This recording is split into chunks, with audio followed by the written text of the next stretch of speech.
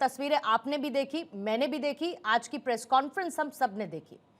तो क्या सिर्फ उसे भीड़ का गुस्सा कहकर टाल दिया जा सकता है? छोड़ दें, अरे भीड़ का गुस्सा था, अरे ऐसा हुआ इसीलिए ऐसा हो गया, तो कोई बात नहीं, वर्दी लहूलुहान हो रही है तो क्या दिक्कत है फिर, है ना? पूर्णिमा जी, आपको नमस्कार। नमस्कार। प्रवक्ताओं को भी नमस्कार। और दिल्ली पुलिस ने एक अपना स्टेटमेंट जारी किया हुआ है, अकॉर्डिंग टू दिल्ली पुलिस, कि वहां पर जो क्रिमिनल एलिमेंट थे वो 2800 थे और बकायदा लिस्ट है कि 101 जो है अपराधी जिनके ऊपर मर्डर चार्जेस हैं, 61 ऐसे जिनके ऊपर में रेप चार्जेस हैं, 6 ऐसे जिनके ऊपर में पोस्को एक्ट लगे हुए हैं। अगर इस तरीके के क्रिमिनल एलिमेंट रहेंगे प्रोटेस्ट में तो आप ये नजारा देखेंगे कि पुलिस घायल हो रही है वहां पे। वो प्रोटेस्ट जो क्रिमिनल एलिमेंट से वो प्रोटेस्टर्स को भी हार्म कर सकते थे। फेलियर किसका है? हम लोकतांत्रिक देश में हैं, जंतर मंतर धरना स्थल है पूर्णिमा जी, वहां पर धरना चलता रहेगा। आपने देखा पहलवानों का धरना हुआ, छात्रों का धरना हुआ, धरना होता रहेगा। क्रिमिनल एलिमेंट जो पुलिस खुद बता रही, दिल्ली पुलिस की इतने वहां पहुंचे थे, फेलियर किसका है? ये फेलियर तो जो है हमारे इंटेलिजेंस का ही है ना, पुलिस प्रशासन का ही तो फेलियर है। अगर ये फेलियर नहीं होता तो क्या पता ये चीजें नहीं देख रहे। तो भाजपा के प्रवक्ता बहुत चीख रहे थे कि छात्रों के लिए, अगर आप छात्रों के विजिलेंट होते तो छात्रों का जब प्रोटेस्ट चालू हुआ था 6 जून को, तभी उनसे वार्ता बैठा लेते। जब उनका हंगर स्ट्राइक चालू हो तभी आप उनसे वार्ता बैठा लेते।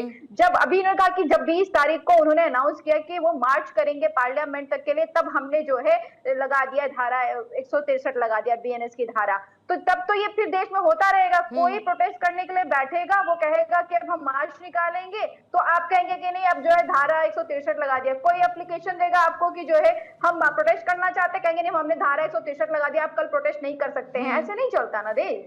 हम लोकतांत्रिक देश में रहते हैं, यहाँ पे सबको अधिकार है प्रोटेस्ट करने का, वो करेंगे। नहीं, बहुत अच्छी बात आप संवाद बिठाते, मतलब ये सरकार की बहुत अच्छी बात आपने कही, जो छात्र भुगते हैं, जो बहुत अच्छी बात आपने कही, और यहाँ पे बैठ करके ये सीना जोड़े पे यही कर रहे हैं। ये बात आपने बहुत अच्छी कही कि इसमें फ्रिंजेंट एलिमेंट्स थे, ऐसे क्रिमिनल केसेस वाले लोग थे, ये बात आपने बहुत अच्छी कही। बस मुझे अब इतना बता दीजिए कि अगर सरकार अब इन क्रिमिनल बैकग्राउंड वाले लोगों पर कार्रवाई करती है तो विपक्ष ये तो आकर नहीं कहेगा ना कि अरे ये तो आंदोलन में शामिल लोग थे, देखिए सरकार अपनी बात से पलट गई, इनके ऊपर कार्रवाई नहीं होनी चाहिए, ये तो नहीं कहेंगे आप लोग? नहीं, हम तो कह रहे हैं जो आप लिस्ट दे रहे हैं 28 लोग है ना, 2800 लोगों की, है ना, इन पर कार्रवाई हो सकती है। जवाब लेंगे ज्यादा, इन पर हो सकती है, ज्यादा बेहतर लगेगा। इन पर कार्रवाई हो सकती है। जवाब तो लीजिए। हाँ बताइए, जवाब लेंगे। हाँ बिल्कुल, आप जवाब लीजिए। हाँ, जब जो है पुलिस प्रशासन बता रही है कि 2800 लोग हैं, इनके ऊपर एक क्रिमिनल चार्जेस है और दोस क्रिमिनल चार्जेस आर अप्रूव्ड, तो ये पहले बात तो फ्री नहीं घूमने चाहिए, तो कार्रवाई के क्या हम करेंगे आपत्ति?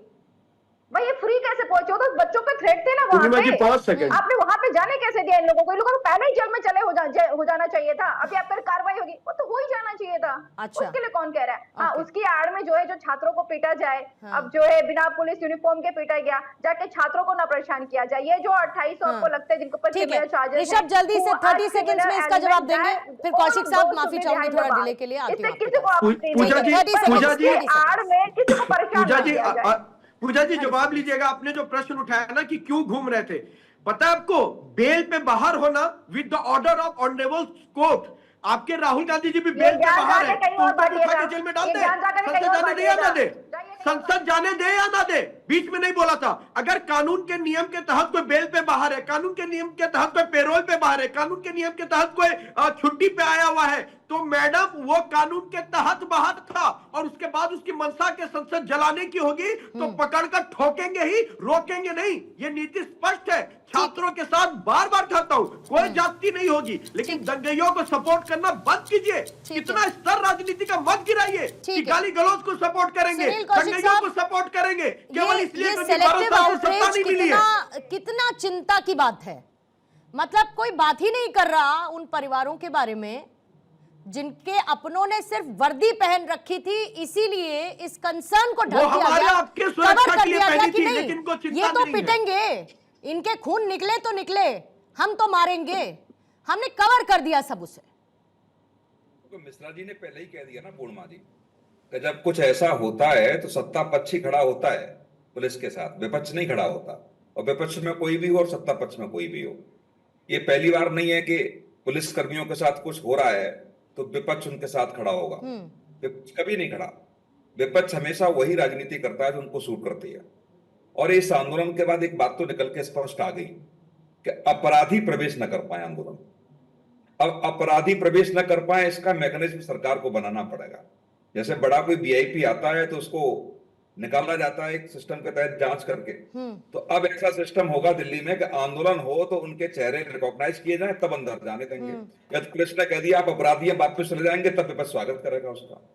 ये कह रहे घुस कैसे गए अंदर? मैं इसी पर बटन इन कर रही हूँ कौशिक साहब। मैं बहुत छोटा सा माइनर सा एग्जाम्पल दे रही हूँ सर, कि जब किसी की कोई जनसभा होती है किसी नेता की, तो वहां जितने लोग पहुंचते हैं उनका फेशियल रिकग्निशन होता है क्या?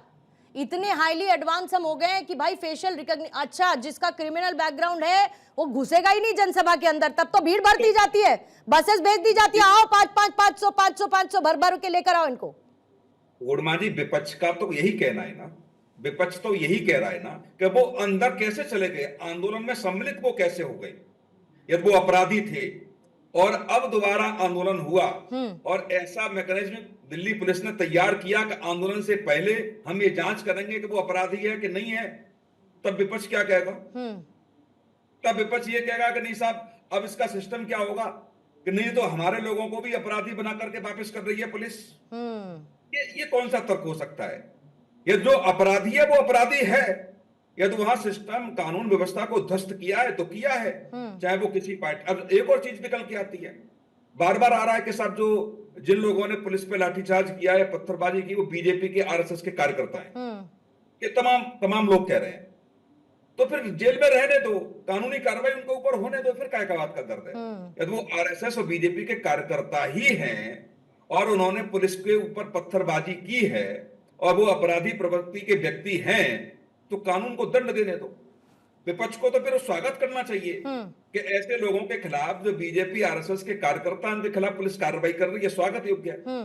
फिर आप उनके साथ खड़े हो जाते, मतलब जब अपराधी होंगे तो सब हमारे लोग हैं, कार्रवाई हो रही है तो, और पत्थरबाजी करेंगे तो बीजेपी और आरएसएस के कार्यकर्ता हैं। ये नहीं चलेगा ना। हाँ। कम से कम एक लाइन पे तो खड़ा होना पड़ेगा ना, एक लाइन पे तो चलना पड़ेगा। हाँ। जी बिल्कुल ठीक है। मैं बस इतना पूछना चाहती हूँ कि ये सेलेक्टिव आउटरीच से तो आप उठ नहीं सकते, क्योंकि मैंने कहा कि हर एक मुद्दे पर राजनीति अपना स्थान बना लेती है, उससे हट जाते हैं हम।